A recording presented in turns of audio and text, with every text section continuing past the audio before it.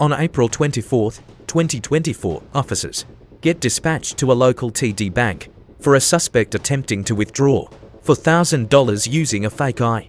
What starts as fraud quickly turns into a test of their physical stamina.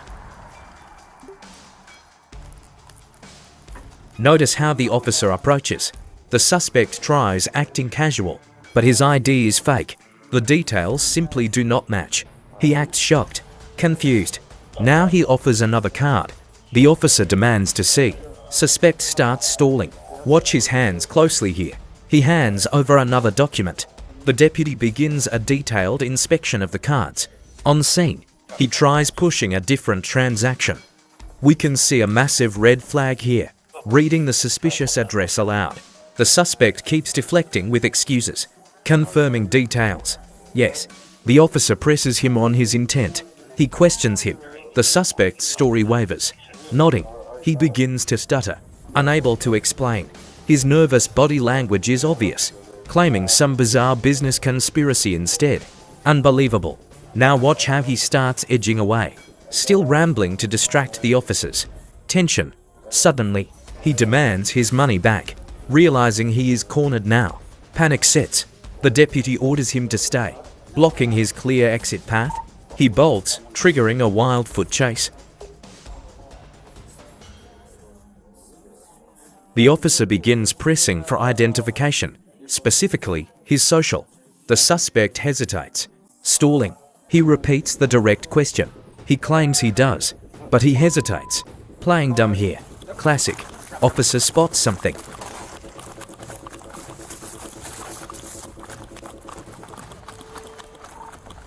Dispatch is notified they have someone.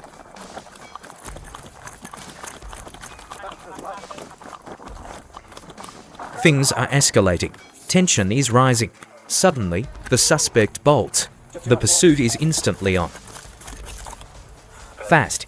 Backup is already moving in. Foot chase is officially declared. The officer draws his taser, warning him, repeating the loud commands. He demands full compliance right now. Officers finally secure the suspect. It is over. Quick thinking stopped a getaway. The scene is finally under control. Next, they secure his vehicle. He realized how close he came. A very narrow escape indeed. He was trying to avoid prison. The deputy understands, but has a job. Glad it ended safely. Checking him for injuries. Gently. Ensuring he is okay. The suspect complains about his record. Officer nods along. But running makes it much worse. Explaining the transport procedure to him. He will be placed in the cruiser. Reassuring the suspect of his safety. Suspect finally cooperates. Excellent. Pointing out minor road rash. Noted. Police knew his escape plan all along. The suspect claims he had guests over tonight.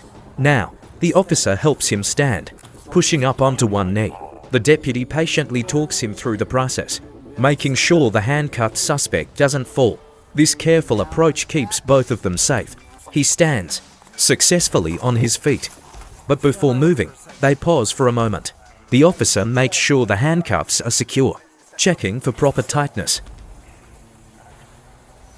They begin walking, escorting the detained suspect toward the patrol car, moving, placing him in the back seat.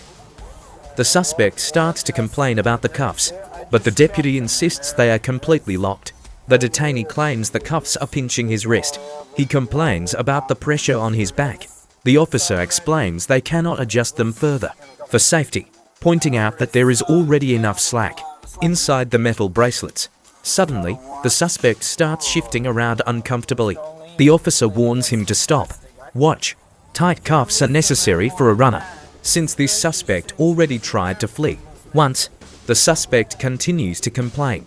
Next, the deputy gets the mobile fingerprint scanner. Stepping back to the other vehicle, the deputy heads over right away. Moving on, he asks the detainee for a fingerprint. The deputy calls in on the radio, confirming the arrest to dispatch. What? Watching the suspect's hands closely. Yes, watch. But the officer still needs a quick statement. Now. Right. He requests the statement one last time. Teller is calling. Now. Speaking directly to the actual fraud victim of this identity theft attempt. Yes. She is instructing him to go to his local branch immediately to secure his account. The deputy asks for his contact details to follow up with him. This is standard police procedure when dealing with these financial fraud cases, ensuring they gather all necessary victim details to compile a thorough police report. The teller agrees to convey the message. Since he is the main target of this crime, the officer now needs to interview the teller. Away from the busy bank lobby floor, he intends to take a formal, written statement in a quiet, private setting. She suggests the break room. Perfect. They head back, entering the employee area, where they can discuss the situation calmly. The deputy first requests the bank employee's identification. Indeed. Then, he asks her to recount the events. From the beginning, she explains a suspect walked inside and handed over a driver's license, which immediately triggered red flags for her because it looked fake. He requested to withdraw for $1,000. The officer digs deeper into the specific details, asking what seemed wrong. She notes font issues. Tellers are trained to spot these visual discrepancies instantly. To verify his identity, she calmly continued the standard protocol by asking for his debit card PIN, but he claimed he did not have it. The officer listens closely.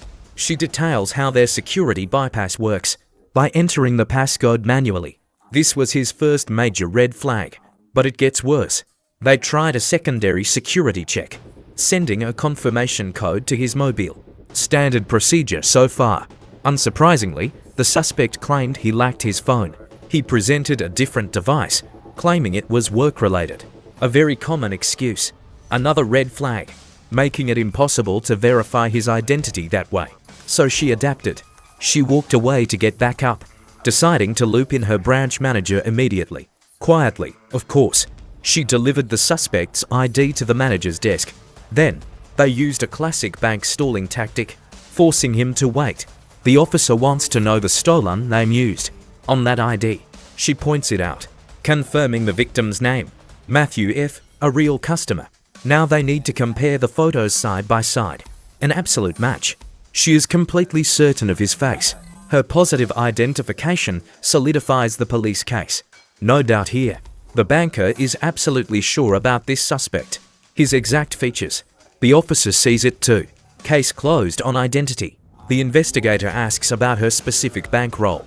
In this branch, she serves as a retail banker, confirming she handles high-risk new account setups, working right on the front lines, handling standard transactions and sensitive account openings on a daily basis. Next, they will need the corporate manager's input. Financial institutions almost always press federal charges in these fraud cases. Now, the focus shifts. The deputy is confirming they contacted the real account owner. The actual victim? The employee explains that his manager tried calling him. She kept calling during the suspicious transaction. Let's see if we can spot the imposter. They wanted to verify if he was real. It turns out she actually reached him. He offers to get her. The officer wants to speak with her directly. He asks the other staff member for their role. The woman raises her hand to introduce herself. She steps forward immediately, revealing she is indeed the manager, confirming her authority. She nods. He acknowledges she is in charge here and asks her to walk him through it. Today, she begins explaining what she was doing earlier. She was helping another client with a loan. When things went wrong, she noticed an employee, Jacob, approaching her with some concerns. He brought her an ID, handing her the suspect's driver's license, pointing out that it was completely fake. The officer needs to identify Jacob. She clarifies his position. He is a retail banker. The officer confirms he was serving the suspect. She confirms Jacob was handling the client. She looked over at the person in question, matching the face to the card. Right. Notice how easily she spots the fake credentials. Fraudulent. The deputy asks what the suspect was trying to accomplish in the branch. She asked her banker why this individual had come into the office, and he reported the man wanted to make a withdrawal. He wanted to take out $5,000. The manager immediately felt something was highly suspicious. She hesitated and started analyzing the situation. The deputy pieces it together. The bank manager explains the suspect had a stolen card. He even knew the correct PIN. But the officer wants to clarify the details. Right. He did not have it. Exactly. The teller suspects he was using a cloned card. Then they triggered a second security check. This is where the fraudster gets caught. He claimed he forgot his cell phone. Makes sense. So he tried to bypass the security block entirely. But his fake identification was terrible. The cop nods. The manager noticed it instantly. Indeed, they knew they had him. She wanted to know his exact intent. He tried to withdraw for $1,000. How? The key clue. How did they spot the imposter?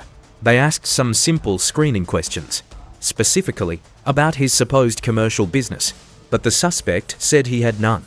Yet the real file showed a company, a major mismatch. Now watch how the bank staff handled this. They contacted Matthew Freeman.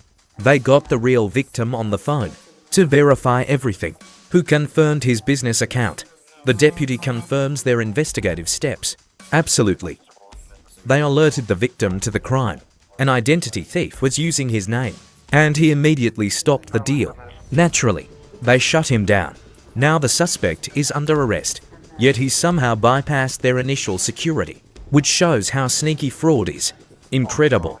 The deputy wraps up details. The manager phoned police. The deputy is establishing who called for help here. He wants to verify the dispatch details. The witness confirms the emergency call. Now the deputy shifts attention to the suspect. He needs to lock down the identity. That is him. The employee points him out. Confirming the correct suspect is critical. Now he asks about the prosecution, the business intent. The suspect ended up facing heavy charges.